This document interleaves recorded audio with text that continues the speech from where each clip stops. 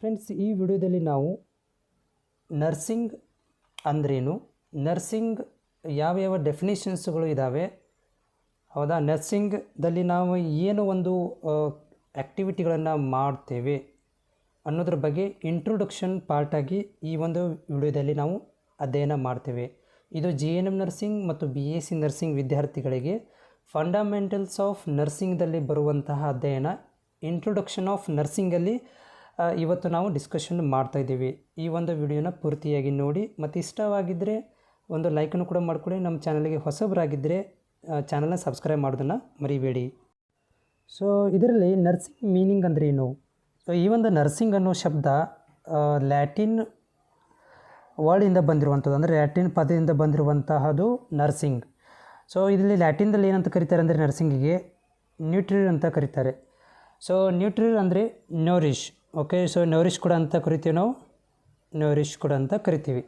So ನ್ಯೂಟ್ರಿರ್ R ನೋರಿಶ್ ಅಂತಂದರೆ so ಒಂದು ಪೌಷ್ಟಿಕಾಂಶವನ್ನು provide ಮಾಡಿಕೊಡುವಂತಹ ಶಬ್ದ, ಅಥವಾ ಒಂದು ಆರೋಗ್ಯವನ್ನು ಹೆಲ್ತಿಯಾಗಿ ಇಡಲಿಕ್ಕೆ ಅದಕ್ಕೆ ಬೇಕಾಗಿರುವಂತಹ ನ್ಯೂಟ್ರಿಷನ್ಗಳನ್ನು, ಸಪ್ಲಿಮೆಂಟ್ರಿಗಳನ್ನು ಪ್ರೊವೈಡ್ ಮಾಡಿಕೊಡುವಂತಹ ಈ ಒಂದು ನೋರಿಶ್ ಅಂತ ಕರಿತೀವಿ ಅಥವಾ ನ್ಯೂಟ್ರಿರ್ ಅಂತ ಕರಿತೀವಿ. ಅಂದರೆ ಪೋಷಕಾಂಶ ಇರ್ಬೋದು ಅಥವಾ ಒಂದು ಹೆಲ್ತಿ ಬಾಡಿ ಇರಲಿಕ್ಕೆ ಬೇಕಾಗುವಂತಹ ಏನು ಮಟೀರಿಯಲ್ಗಳನ್ನು ಪ್ರೊವೈಡ್ ಮಾಡಿಕೊಡ್ತೀವಿ, ಅದಕ್ಕೆ ನಾವು ನ್ಯೂಟ್ರಿರ್ ಕೂಡ ಅಂತ ಕರಿತೀವಿ. ಓಕೆ, ಇಲ್ಲಿ ಡೆಫಿನೇಷನ್ಸ್ಗಳಿದ್ದಾವೆ, ಡೆಫಿನೇಷನ್ಸ್ ಆಫ್ ನರ್ಸಿಂಗ್. ಸೊ ಹಲವಾರು ಡೆಫಿನೇಷನ್ಸ್ಗಳಿದ್ದಾವೆ. ಸೊ ನಾವು ಜನರಲ್ ಡೆಫಿನೇಷನ್ಸ್ಗಳನ್ನು ಕೂಡ ನೋಡ್ತೀವಿ. ಜೊತೆಗೆ ಇದರಲ್ಲಿ ನಾವು ನರ್ಸಿಂಗ್ ಒಂದು ಜನರಲ್ ಡೆಫಿನೇಷನ್ ಹೇಳೋದಾದರೆ, nursing is a caring art or science client concerned holistic adaptive helping profession or concerned with health promotion or health maintenance.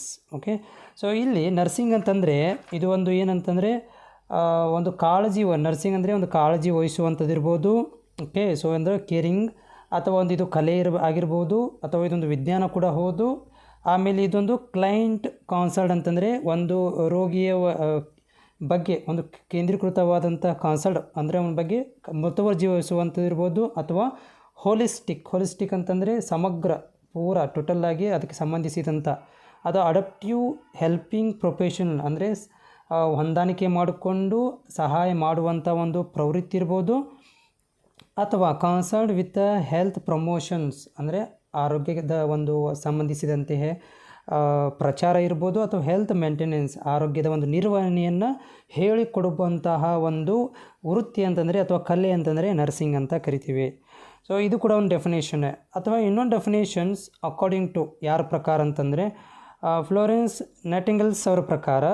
So definition of nursing ಅಂತಂದರೆ nursing that act as a utilising the environment of the patient to assist him in his recovery. So ಇಲ್ಲಂತಂದರೆ ಇವರು according to Florence Nightingale ಅವರ ಪ್ರಕಾರ nursing ಅಂತಂದರೆ ರೋಗಿಯನ್ನು ಚೇತರಿಸಿಕೊಳ್ಳಲು ಸಹಾಯ ಮಾಡುವಂತಹ ಅವನ ಪರಿಸರವನ್ನು ಬಳಸಿಕೊಳ್ಳುವ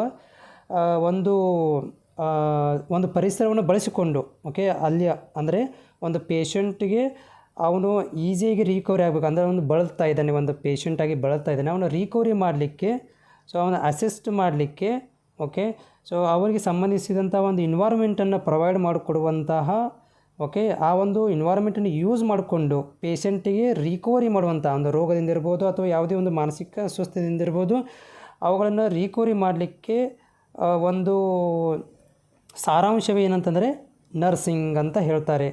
ಸೊ ಇಲ್ಲಿ ಫ್ಲೋರೆನ್ಸ್ ನೈಟಿಂಗೇಲ್ ಅವ್ರದ್ದು ತುಂಬ ಪ್ರಾಮುಖ್ಯತೆ ಇದೆ ಈ ಒಂದು ನರ್ಸಿಂಗ್ ಫೀಲ್ಡ್ ಒಳಗಡೆ. ಸೊ ಇವರಿಗೆ ನಾವು ಫ್ಲೋರೆನ್ಸ್ ನೈಟಿಂಗೇಲ್ ಅವರಿಗೆ ಏನಂತಂದರೆ ಫೌಂಡರ್ ಆಫ್ ಮಾಡರ್ನ್ ನರ್ಸಿಂಗ್ ಅಂತ ಕೂಡ ಕರಿತೀವಿ. Okay, founder of modern nursing ಅಂತ ಕೂಡ ಕರಿತೀವಿ. ಅಥವಾ the nursing queen of nurse ಕೂಡ ಅಂತ ಕರಿತೀವಿ. ಅಥವಾ ಲೇಡಿ ವಿತ್ ಅ ಲ್ಯಾಂಪ್ ಅಂತೂ ಕೂಡ ಇವರನ್ನು ಕರಿತೀವಿ. ಓಕೆ, ಸೊ ಇವ್ರು ಯಾಕಂತಂದರೆ ಈ ಒಂದು ನರ್ಸಿಂಗ್ ಪ್ರೊಫೆಷನ್ ಒಳಗಡೆ ಫ್ಲೋರೆನ್ಸ್ ನೈಟಿಂಗೇಲ್ಸು ತುಂಬ ಪ್ರಾಮುಖ್ಯತೆಯನ್ನು ವಹಿಸ್ತಾರೆ. ಯಾಕಂತಂದರೆ ಇವರು ಒಂದು ಇಂಗ್ಲೀಷ್ ಬ್ಯಾಕ್ಗ್ರೌಂಡಿಂದು ಇದ್ದರೂ ಕೂಡ ಇವರು ನರ್ಸಿಂಗ್ ಬಗ್ಗೆ ಪ್ರಾಕ್ಟೀಸ್ ಮಾಡಿಕೊಂಡು, ಓಕೆ, ಸೊ ಏನು ಮಾಡ್ತಾರೆ ಅಂತಂದರೆ ನರ್ಸಿಂಗನ್ನು ಒಂದು ಏನು ಮಾಡ್ತಾರೆ ಅಂದರೆ ಪ್ರೊಫೆಷ್ನಲ್ ಆಗಿಟ್ಟು ಒಂದು ಆ್ಯಕ್ಚುಲಿ ಇವರು ತುಂಬ ರಿಚ್ ಫ್ಯಾಮಿಲಿ ಇದ್ದರೂ ಕೂಡ ಸೊ ಇವರು ಸರ್ವ್ ಮಾಡಬೇಕಂತ ಹೇಳಿ ಫ್ಯಾಮ್ಲಿಯಿಂದ ಹೊರಗಡೆ ಬಂದು ಸೊ ಪೇಷಂಟ್ಸ್ಗಳಿಗೆ ಯುದ್ಧದಲ್ಲಿ ಯುದ್ಧಗಳಲ್ಲಿ ಆಗಿರುವಂತಹ ನೋವುಗಳನ್ನು ಅವರಿಗೆ ಟ್ರೀಟ್ಮೆಂಟ್ ಮಾಡೋದಾಗಿರ್ಬೋದು, ಸ್ವಚ್ಛತೆ ಬಗ್ಗೆ ಪ್ರಾಮುಖ್ಯತೆ ವಹಿಸೋ ಬಗ್ಗೆ ಇವರು ಫಸ್ಟ್ ಟೈಮ್ ಏನು ಮಾಡಿದ್ರಪ್ಪ ಅಂತಂದರೆ ತಮ್ಮ ಪ್ರೊಫೆಷನಲ್ ಆಗಿ ಮಾಡ್ಕೊಂಡ್ರು. ಅದಕ್ಕೆ ಇವರಿಗೆ ನಾವು ಫೌಂಡರ್ ಆಫ್ ಮಾಡರ್ನ್ ನರ್ಸಿಂಗ್ ಅಂತ ಕೂಡ ಕರಿತೀವಿ. ಅದು ಪ್ರೊಫೆಷನಲ್ ನರ್ಸ್. ಈಗ ಏನು ಸದ್ಯಕ್ಕೆ ನೀವು ಇದ್ದೀರಾ, ಇದಕ್ಕೆ ನಿಮಗೆ ಅಡಿಪ ಹಾಕಿದವರು ಫ್ಲೋರೆನ್ಸ್ ನೈಟಿಂಗೇಲ್ ಅವರು. ಸೊ ಇವರು ಮೂಲತಃ ಇಟಲಿಯವರು. ಓಕೆ, ಇವರು ಮೇ 12, 1820 ಇವರ ಜನನವಾಯಿತು. ಸೊ ಈ ಒಂದು ದಿನಾಂಕವನ್ನು, ಇವರ ಜನನ ದಿನಾಂಕವನ್ನು ಇಂಟರ್ನ್ಯಾಷನಲ್ ನರ್ಸ್ ಡೇ ಅಂತ ಕರಿತೀವಿ. ಓಕೆ, ಇಂಟರ್ನ್ಯಾಷನಲ್ ನರ್ಸ್ ಡೇ ಯಾವಾಗ ಮಾಡ್ತೀವಿ ಅಂತಂದರೆ ಮೇ 12ನೇ ತಾರೀಕದಂದು ನಾವು ಇಂಟರ್ನ್ಯಾಷನಲ್ ನರ್ಸ್ ಡೇಯನ್ನು ಆಚರಿಸ್ತೀವಿ ಪ್ರತಿ ವರ್ಷ. ಓಕೆ, ಸೊ ಇವ್ರ ಪ್ರಕಾರ ನರ್ಸಿಂಗ್ ಅಂದರೆ ಏನು? ನರ್ಸಿಂಗ್ ಅಂದರೆ ರೋಗಿಯು ಒಂದು ಚೇತರಿಸಿಕೊಳ್ಳಲು, ರಿಕವರಿ ಆಗಲು, ಓಕೆ, ಅವನಿಗೆ ಬೇಕಾಗುವಂಥ ಒಂದು ಪರಿಸರವನ್ನು ಪ್ರೊವೈಡ್ ಮಾಡಿಕೊಳ್ಳುವಂತಹ, ಓಕೆ, ಬಳಸಿಕೊಂಡು ಎನ್ವೈರ್ಮೆಂಟನ್ನು ಬೆಳೆಸ್ಕೊಂಡು ಯುಟಿಲೈಸೇಷನ್ ಮಾಡಿಕೊಂಡು ಸೊ ಪೇಷಂಟ್ ರಿಕವರಿ ಮಾಡುವಂಥ ಒಂದು ಇದಕ್ಕೆ ವೃತ್ತಿಗೆ ನಾವು ನರ್ಸಿಂಗ್ ಅಂತ ಕರಿತೀವಿ ಅಂತ ಹೇಳ್ತಾರೆ. ಓಕೆ, ನೆಕ್ಸ್ಟ್ ಏನಂತಂದರೆ ಇನ್ನೊಂದು ಡೆಫಿನೇಷನ್ ಹೇಳಿದ್ದಾರೆ. ಅಕಾರ್ಡಿಂಗ್ ಟು ಯಾರಪ್ಪ ಅಂತಂದರೆ ವರ್ಜಿನಿಯಾ ಹೆಂಡರ್ಸನ್ ಅವ್ರ ಪ್ರಕಾರ ನರ್ಸಿಂಗ್ ಅಂದ್ರೇನು ನೋಡಿ. ಇಲ್ಲಿ ನರ್ಸಿಂಗ್ ಯಾಕೆ ನಾವು ಡೆಫಿನೇಷನ್ ಹೇಳ್ತಾ ಇದ್ದೀವಿ ಅಂತಂದರೆ, ಡೆಫಿನೇಷನ್ ಆಫ್ ನರ್ಸಿಂಗ್ ಅಂತಂದರೆ ಭಾಳಷ್ಟು ಡೆಫಿನೇಷನ್ಸ್ಗಳಿದ್ದಾವೆ, ಹೌದಾ.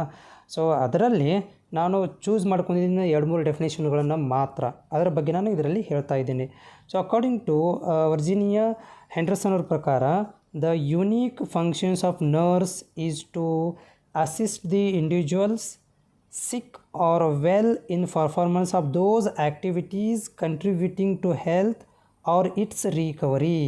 ಸೊ ಅಂತಂದರೆ ನರ್ಸಿಂಗ್ ಅನ್ನೋದು ಒಂದು ವ್ಯಾಖ್ಯಾನ ಏನು ಹೇಳ್ತದೆ ಅಂತಂದರೆ, ಒಂದು ಅನಾರೋಗ್ಯ, ಓಕೆ, ಅನಾರೋಗ್ಯದಲ್ಲಿ ಅಥವಾ ಆರೋಗ್ಯಕ್ಕೆ, ಓಕೆ, ಅದಕ್ಕೆ ಬೇಕಾಗಿರುವಂತಹ ಚಟುವಟಿಕೆಗಳನ್ನು ಅಂದರೆ ಆ್ಯಕ್ಟಿವಿಟಿಗಳನ್ನು ಕಾರ್ಯರೂಪದ ಮುಖಾಂತರ ಮಾಡಿ, ಹೌದಾ, ಆಮೇಲೆ ಪೇಷಂಟ್ಸ್ಗಳಿಗೆ ಅವರ ರೋಗದಿಂದ ಚೇತರಿಸಿಕೊಳ್ಳಲು, ಹೌದಾ, ರಿಕವರಿ ಆಗಲಿಕ್ಕೆ, ಅವರ ಆರೋಗ್ಯ ಚೇತರಿಸಿಕೊಳ್ಳಲು ನಾವೇನು ಒಂದು ಆ್ಯಕ್ಟಿವಿಟಿಯನ್ನು ಮಾಡ್ತೀವಿ. ಸೊ ಉದಾಹರಣೆಗೆ ಹೇಳೋದಾದರೆ, ನಾವು ಒಂದು ಹಾಸ್ಪಿಟಲ್ ಪೇಷಂಟ್ ಬೆಡ್ಡಲ್ಲಿ ಬಂದು ಮಲ್ಕೊಂಡಿದ್ದೀವಿ ಅಂದರೆ, ಸೊ ಅಲ್ಲಿ ನರ್ಸ್ ಇದ್ದವ್ರು ಏನು ಮಾಡ್ತಾರೆ, ಅವ್ನಿಗೆ ಬೇಕಾಗಿರುವಂಥ ಏನಂತಂದರೆ ರಿಕವರಿ ಆಗಲಿಕ್ಕೆ ಏನೇನು ಬೇಕು, ಮೆಡಿಸಿನ್ಸ್ ಇರ್ಬೋದು, ಹೌದಾ.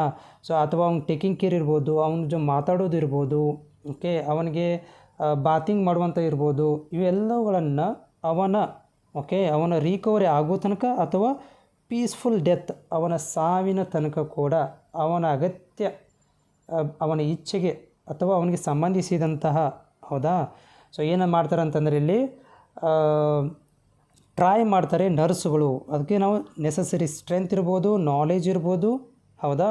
ಸೊ ಆಮೇಲೆ ಪರ್ಫಾರ್ಮೆನ್ಸ್ ಇರ್ಬೋದು, ಇವೆಲ್ಲವುಗಳನ್ನು ಯೂಸ್ ಮಾಡಿಕೊಂಡು ಒಂದು ನರ್ಸ್ ಅಂತಂದರೆ ಮೇನ್ ಅಸಿಸ್ಟ್ ಮಾಡುವಂಥ ಕೆಲಸ ಯಾರಿಗೆ, ಸಿಕ್ ಅಂತಂದರೆ ತುಂಬ ರೋಗದಿಂದ ಬಳಲುತ್ತಿರುವಂಥವ್ರು ಇರ್ಬೋದು, ಅಥವಾ ತುಂಬ ರೋಗಗ್ರಸ್ತವಾಗಿರ್ಬೋದು, ಅಥವಾ ಸಾಯುವಂಥ ಸ್ಟೇಜಲ್ಲಿರುವಂಥವ್ರಿಗೆ ನಾವು ಸಿಕ್ ಅಂತ ಕೂಡ ಕರಿತೀವಿ.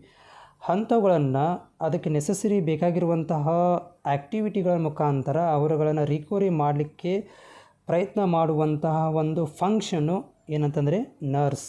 ಓಕೆ, ಸೊ ಇನ್ನೊಂದು ಡೆಫಿನೇಷನ್ಸ್ ಇದೆ, ಯಾವುದಂತಂದರೆ international council of India, ICN ಅವರ ಪ್ರಕಾರ. ಓಕೆ, ಸೊ ICN ಪ್ರಕಾರ ನರ್ಸಿಂಗ್ ಅಂದ್ರೇನು? ಸೊ ನರ್ಸಿಂಗ್ ಅಂತಂದರೆ, nursing encompasses autonomous and collaborative care of individuals of all ages. ನೋಡಿ, ಇದೊಂದೇನಂತಂದರೆ ನರ್ಸಿಂಗ್ ಅಂದರೆ ವಿಶಿಷ್ಟವಾದಂಥ ಒಂದು ಕೆಲಸ ಇದು. ಇಲ್ಲಿ ಸೊ ವಿಶಿಷ್ಟ ಒಂದು ಕೆಲಸ, ವ್ಯಕ್ತಿ ಇರ್ಬೋದು, ಕೇರ್ ಆಫ್ ಇಂಡಿವಿಜುವಲ್ಸ್, ಪ್ರತಿ ಇಂಡಿವಿಜುವಲ್ ವ್ಯಕ್ತಿ ಇರ್ಬೋದು, ಅಥವಾ ಅದು ಎಲ್ಲ ಏಜ್ನವರಾಗಿರ್ಬೋದು, ಫ್ಯಾಮ್ಲಿ ಇರ್ಬೋದು, ಗ್ರೂಪ್ಸ್, ಯಾವುದೋ ಒಂದು ಕಮ್ಯುನಿಟಿ ಗ್ರೂಪ್ ಇರ್ಬೋದು, ಹೌದಾ. ಅವರು ಸಿಕ್ ಅಥವಾ ಅವರ ಒಂದು ಆರೋಗ್ಯ, okay, well in all settings ಅಂತಂದರೆ ಅವರಿಗೆ ಆರೋಗ್ಯವಂತರಾಗೋ ತನಕನೂ, ಹೌದಾ. ಸೊ ಅವರಿಗೆ ಬೇಕಾಗಿರುವಂಥ ಎಲ್ಲವುಗಳನ್ನು ಆ್ಯಕ್ಟಿವಿಟಿಗಳನ್ನು ಕಾರ್ಯರೂಪಕ್ಕೆ ತಂದು ಅವರು ಚೇತರಿಕೆಯಾಗುವಂತೆ ಮಾಡುವಂತಹ ಒಂದು ಕೆಲಸ ನರ್ಸಿಂಗ್. ನೆಕ್ಸ್ಟ್ ಏನಂತಂದರೆ ಇದರಲ್ಲಿ nursing including promotion of health prevention of illness. So nursing ಒಂದು ಆರೋಗ್ಯಯುತವಾಗಿ ಮಾಡೋದು ಅಲ್ಲದೇನೂ ಕೂಡ ಇದು ಆರೋಗ್ಯದ ಬಗ್ಗೆ ತಿಳುವಳಿಕೆಯನ್ನು ನೀಡುತ್ತದೆ. ನರ್ಸಿಂಗ್ ಅನ್ನೋದು ಪ್ರಮೋಷನ್ಸ್ ಆಫ್ ಹೆಲ್ತ್ ಬಗ್ಗೆ ಪ್ರಮೋಷನ್ಸ್ ಅಂದರೆ ಅದನ್ನು ಮನವರಿಕೆ ಮಾಡಿಕೊಳ್ಳೋದು ಆರೋಗ್ಯದ ಬಗ್ಗೆ.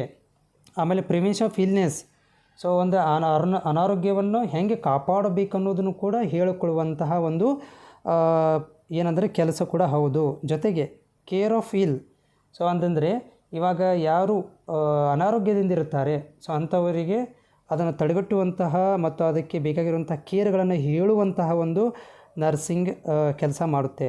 Disable or dying the peoples, ಇಲ್ಲೇನು ಅಂಗವಿಕಲ ಮತ್ತು ಸಾಯುತ್ತಿರುವಂತಹ ಜನರಿಗೆ ಆರೈಕೆಯನ್ನು ಮಾಡುವಂತಹ ಕೆಲಸ ಕೂಡ ಇದು ಮಾಡುತ್ತೆ.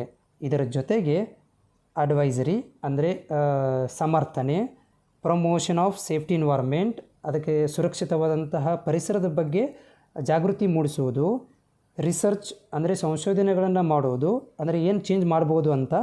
ಆಮೇಲೆ participation of shaping health policies, ಅಂದರೆ ಆರೋಗ್ಯದ ಹೊಸ ಹೊಸ ನೀತಿಗಳನ್ನು ತೊಗೊಂಬರೋದು, ಹೌದಾ. ಆಮೇಲೆ patients in health system management, ಅವ್ರುಗಳನ್ನು ಆರೋಗ್ಯದಲ್ಲಿ ಯಾರಂತಂದರೆ ಪೇಷಂಟ್ಸ್ಗಳನ್ನು ರೋಗಿಗಳನ್ನು ಭಾಗವಹಿಸುವಂತೆ ಮಾಡೋದು, ಅದರ ಬಗ್ಗೆ ತಿಳುವಳಿಕೆಯನ್ನು ಹೇಳೋದು, ಅದರ ಬಗ್ಗೆ ಬದಲಾವಣೆಗಳನ್ನು ತೊಗೊಂಬರೋದು, ಮ್ಯಾನೇಜ್ಮೆಂಟ್ ಸಿಸ್ಟಮ್ ಮ್ಯಾನೇಜ್ಮೆಂಟ್ಗಳನ್ನು ಅಂದರೆ ಹೆಲ್ತ್ ಸಿಸ್ಟಮ್ಸ್ಗಳನ್ನು ಅದರಲ್ಲಿ ಏನಾದರೂ ವ್ಯವಸ್ಥೆಗಳಲ್ಲಿ ನಿರ್ವಹಣೆ ಮಾಡುವುದಾಗಿರ್ಬೋದು, ಬದಲಾವಣೆ ಮಾಡುವುದಾಗಿರ್ಬೋದು, ಅವುಗಳನ್ನು ಕೂಡ ನರ್ಸಿಂಗ್ ಕೆಲಸ ಮಾಡುತ್ತೆ. ಅದರ ಜೊತೆಗೆ education are key answering the roles, so ಶಿಕ್ಷಣದ ಒಂದು ಪಾತ್ರವನ್ನು ಕೂಡ ಇದು ವಹಿಸುತ್ತದೆ. ಅವೇರ್ ಮಾಡೋದು, ಜಾಗೃತಿ ಮೂಡಿಸುವಂಥ ಕೆಲಸವನ್ನು ಮಾಡುತ್ತೆ. ಸೊ ಓವರಾಲಾಗಿ ಈ ಒಂದು ಇಂಟರ್ನ್ಯಾಷನಲ್ ನರ್ಸಿಂಗ್ ಕೌನ್ಸಿಲ್ ಏನು ಹೇಳುತ್ತೆ ಅಂತಂದರೆ, ಸೊ ಒಂದು ಶುಶ್ರೂಷಕಿ ಅಂದರೆ ನರ್ಸ್ ಇರ್ತಾರಲ್ಲ, ಅವರು ಏನಂತಂದರೆ ವ್ಯಕ್ತಿಗಳ ಒಂದು ಸಮುದಾಯ ಅಷ್ಟೇ ಅಲ್ಲ, ಒಂದು ಗುಂಪು ಅಷ್ಟೇ ಅಲ್ಲ, ಒಂದು ವ್ಯಕ್ತಿ ಅಷ್ಟೇ ಅಲ್ಲ, ಒಂದು ಕುಟುಂಬ ಅಷ್ಟೇ ಅಲ್ಲ, ಎಲ್ಲ ವರ್ಗದ ಎಲ್ಲ ವ್ಯಕ್ತಿಯ ಎಲ್ಲ ಕುಟುಂಬ ಮತ್ತು ಗುಂಪುಗಳ ಸಮುದಾಯಗಳ ಅನಾರೋಗ್ಯದ ಮೇಲೆ ಅವುಗಳನ್ನು ಕಾಪಾಡುವಂಥ ಕೆಲಸವನ್ನಾಗಿರ್ಬೋದು, ಅವರುಗಳಿಗೆ ಆರೋಗ್ಯದ ಬಗ್ಗೆ ಪ್ರಚಾರ ಮಾಡುವಂಥದ್ದಿರ್ಬೋದು, ಅವರು ಆರೋಗ್ಯ ಮತ್ತು ಅವರು ಸಾಯುವ ತನಕನೂ ಅನಾರೋಗ್ಯದಿಂದ ಬಳಲ್ತಾ ಇದ್ದಾರೆ, ಅವರುಗಳನ್ನು ಸಾಯುವ ತನಕ ಅವ್ರಿಗೆ ಟೇಕಿಂಗ್ ಕೇರ್ ತಗೊಳ್ಳುವಂಥ ಕೆಲಸವನ್ನು, ಅದರಲ್ಲಿ ಬದಲಾವಣೆ ಮಾಡುವಂಥದ್ದನ್ನು ಮತ್ತು ಆರೋಗ್ಯದ ಬಗ್ಗೆ ಪ್ರಚಾರ ಮಾಡುವುದು, ಸಂಶೋಧನೆ ಮಾಡುವುದು, ಹೌದಾ, ಮತ್ತು ಅವುಗಳನ್ನ ಯಾವ ರೀತಿ ನಿರ್ವಹಣೆ ಮಾಡಬೇಕು, ಮ್ಯಾನೇಜ್ಮೆಂಟ್ ಮಾಡಬೇಕೆನ್ನುವುದನ್ನು ಈ ಒಂದು ಶುಶ್ರೂಷಕಿ ಅಂದರೆ ನರ್ಸಿಂಗ್ ಫಂಕ್ಷನ್ ಆಗಿ ಕೆಲಸ ಮಾಡುತ್ತೆ. ಇದನ್ನು ಇಂಟರ್ನ್ಯಾಷನಲ್ ನರ್ಸಿಂಗ್ ಕೌನ್ಸಿಲ್ ಹೇಳುತ್ತೆ. ನೆಕ್ಸ್ಟ್ ಇಲ್ಲಿ ಮೇನ್ ನಮಗೆ ಕಾಮನ್ ಆಗಿ ನರ್ಸ್ ಅಂದರೆ ಒಂದು ಅಲ್ಫಾಬೆಟಿಕ್ಕಾಗಿ ನರ್ಸ್ ಅಂದರೆ ಏನು ಅಂತ ನೋಡೋದಾದರೆ, ಎನ್ ಅಂತಂದರೆ ನೋಬ್ಯಾಲಿಟಿ ಅಂತಂದರೆ ಒಂದು ಉನ್ನತವಾದಂತಹ ದರ್ಜೆಗೆ ಅಥವಾ ನಾಲೇಜ್ ಅಂತ ಕರಿತೀವಿ. ಇದಕ್ಕೆ ಎನ್ ಅಂತಂದರೆ ನೋಬ್ಯಾಲಿಟಿ ಆಗಿರಬೇಕು, ನಾವು ನಾಲೇಜಬಲ್ ಆಗಿರಬೇಕು. ನರ್ಸ್ ಅಂತಂದರೆ ಒಂದು ರೆಸ್ಪೆಕ್ಟೇಬಲ್ ವರ್ಕ್, ಹೌದಾ, ಅದಕ್ಕೆ ಯಾವುದೇ ಥರ ಸಮಾನಂತ ಯಾವುದು ಹಚ್ಚಲಿಕ್ಕೆ ಬರೋದಿಲ್ಲ. ಅಂದರೆ ಸೊ ಈ ಒಂಥರ ತಾಯಿ ನೋಬಾಲಿಟಿ ಅಂತ ನೋಡ್ಕೊತೀವಿ ನಾವು, ಹೌದಾ, ಯಾವ ರೀತಿ ಕೇರಿಂಗ್ ತೊಗೊಂತ ಆ ರೀತಿಯಾಗಿ ನೋಬ್ಯಾಲಿಟಿಯನ್ನು ನಾವು ಇಲ್ಲಿ ಎನ್ ಅಂತಂದರೆ ನೋಬ್ಯಾಲಿಟಿ. ಯು ಅಂತಂದರೆ ಅಂಡರ್ಸ್ಟ್ಯಾಂಡಿಂಗ್, ಹೊಂದಾಣಿಕೆ, ಯೂಸ್ಫುಲ್ನೆಸ್ ಅಂದರೆ ನಾವು ಬೇರೆಯವರಿಗೆ ಸಹಾಯವಾಗುವುದು ಅಥವಾ ಅವರಿಗೆ ಜೊತೆಗೆ ನಾವು ಅಂಡರ್ಸ್ಟ್ಯಾಂಡಿಂಗ್ ಮಾಡ್ಕೊಳ್ಳುವಂಥದ್ದು ಇರ್ಬೋದು, ಅವರ ಬಗ್ಗೆ ತಿಳ್ಕೊಳ್ಳುವಂಥ ಕೆಪಾಸಿಟಿ ಇರ್ಬೋದು. ಯು ಅಂತಂದರೆ ಆರ್ ಅಂತಂದರೆ ಸೊ ರೆಸ್ಪಾನ್ಸಿಬಿಲಿಟಿ, ರೈಟ್ಫುಲ್ನೆಸ್ ಅಂತ ಕರಿತೀವಿ. ರೆಸ್ಪಾನ್ಸಿಬಿಲಿಟಿ, ನಾವು ಯಾವ ರೀತಿ ಕಾರ್ಯಗಳನ್ನು ಮಾಡ್ಕೋಬೇಕು, ನಮ್ಮದು ಏನಿದೆ, ನಾವು ಒಂದು ಪೇಷಂಟ್ ಬಂದಾಗ ಅದನ್ನು ಯಾವ ರೀತಿ ನಿಭಾಯಿಸ್ಕೊಂಡು ಹೋಗಬೇಕು, ರೆಸ್ಪಾನ್ಸಿಬಿಲಿಟಿ ಅಂತ ಕರಿತೀವಿ. ಎಸ್ ಅಂತಂದರೆ ಸಿಂಪ್ಲಿಸಿಟಿ, ಅದು ಸಿಂಪತಿ, ಕೇರಿಂಗ್ ತೊಗೊಳ್ಳೋದು. ಒಂದು ಪೇಷಂಟ್ ಇದನ್ನು ನಾವು ಕೌಬೋ ಮಾಡಿಬಿಟ್ರೆ ನಾವು ಹೆದರಿಬಿಡ್ತಾನೆ, ಸೊ ಅವ್ರಿಗೆ ಟೇಕಿಂಗ್ ಕೇರ್ ಒಂಥರ ಮಗು ಥರನ ಟೇಕಿಂಗ್ ಕೇರ್ ತೊಗೊಳ್ಳೋದು ಸಿಂಪ್ಲಿಸಿಟಿ, ಸಿಂಪತಿಯಲ್ಲೇ ಬರುತ್ತೆ.